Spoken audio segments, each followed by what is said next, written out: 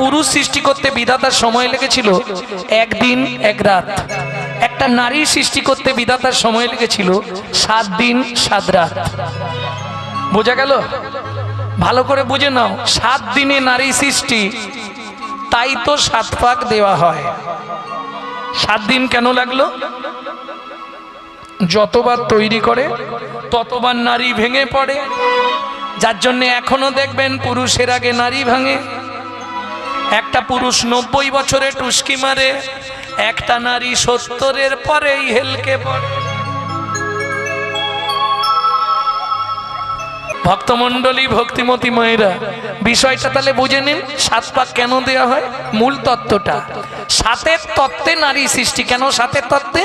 7-এ কোন তত্ত্ব ছিল? 7 সমুদ্র। 7টা সমুদ্র কি কি? কিরম পড়াশোনা করেছে ভাবো। লবণ, ইক্ষু, সুরা, সুরপি, দধি, দুগ্ধ, জল।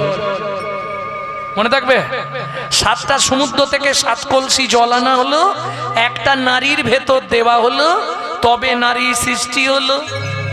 7 সমুদ্রের জলে নারী সৃষ্টি, তাই তো 7 পাক দিতে হয়। তাই তো বিয়ের বাসরেতে নারীর কাঁখে পূর্ণ কুম্ভ দেওয়া হয়। পূর্ণ কুম্ভ দেওয়া হয়। এই বিয়ের দিনে জলের কলসি দেয় না? হ্যাঁ, দিতেই হবে, নাহলে আমার সঙ্গে ঝগড়া হয়ে যাবে। বোঝা গেল তাহলে 7 পাক কেন দেওয়া হয়।